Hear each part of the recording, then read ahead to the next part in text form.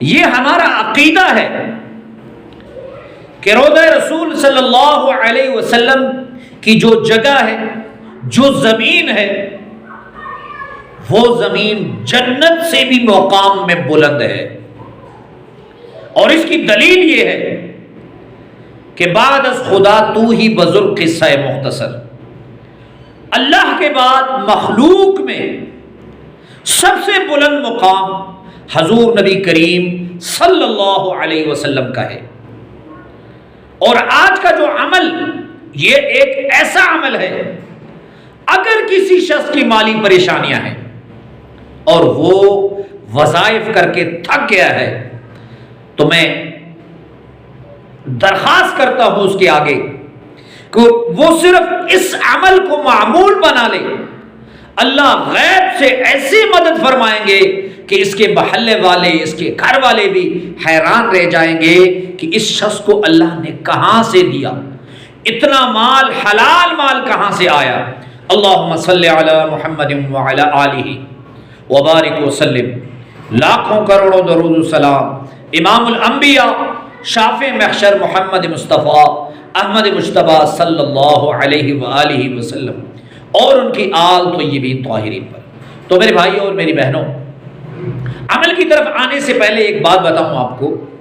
ایک مرتبہ فقیہ ابو اللیث سمرقندی رحمۃ اللہ علیہ کی کتاب میں جمعے کے فضائل دیکھ رہا تھا، تو میں نے دیکھا کہ علماء نے ایک جگہ بحث کی ہے کہ جمعے کی رات افضل ہے کہ لیلۃ القدر کی رات افضل ہے۔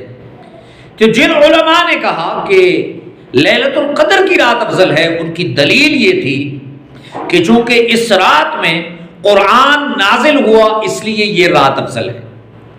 لیکن جن علماء کا موقف یہ تھا کہ جمعے کی رات افضل ہے، تو ان کی دلیل یہ تھی کہ جمعے کی رات میں حضور نبی کریم صلی اللہ علیہ وآلہ وسلم والد محترم حضرت عبداللہ کی پیٹھ سے والدہ محترمہ حضرت آمنہ کے پیٹ میں منتقل ہوئے جمعے کی رات، اور قرآن جو ہے وہ حضور نبی کریم صلی اللہ علیہ وسلم پر نازل ہوا۔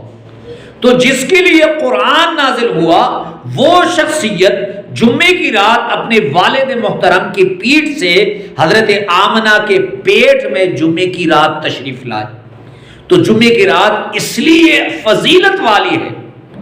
تو اب عمل کی طرف آتا ہوں۔ جو لوگ عمرے کے لیے جاتے ہیں یا حج کے لیے جاتے ہیں، آپ جب روضہ رسول صلی اللہ علیہ وسلم کی مبارک سنہری جالیوں کو دیکھتے ہیں تو اس پہ ایک آیت لکھی ہوئی ہوتی ہے، بسم اللہ الرحمن الرحیم، لا الہ الا اللہ الملک الحق المبین۔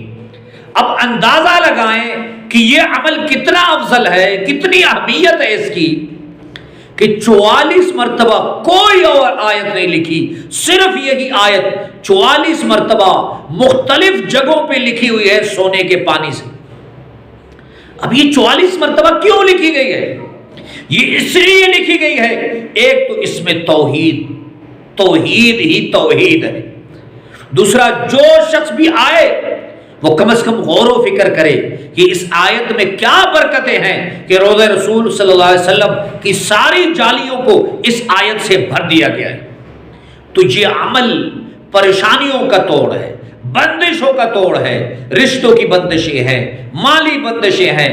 اس کو آپ نے ایسے کرنا ہے کہ اول آخر درود شریف پڑھ کر ایک مرتبہ آپ نے بسم اللہ الرحمن الرحیم پڑھ کر لا الہ الا اللہ الملک الحق المبین 100 مرتبہ پڑھیں، صبح 100 مرتبہ شام کو پڑھیں، پھر دیکھیں اللہ رب العزت آپ کے لیے راستے کیسے کھولتا ہے، اللہ رب العزت اپنے فضل و کرم سے آپ کی پریشانیاں کیسے دور فرماتا ہے۔ ایک مرتبہ کمنٹس باکس میں درود شریف صلی اللہ علیہ وسلم لکھ لیں۔ اللہ ہم سب کا حامی و ناصر ہو۔ وآخر دعوانا ان الحمد للہ رب العالمین۔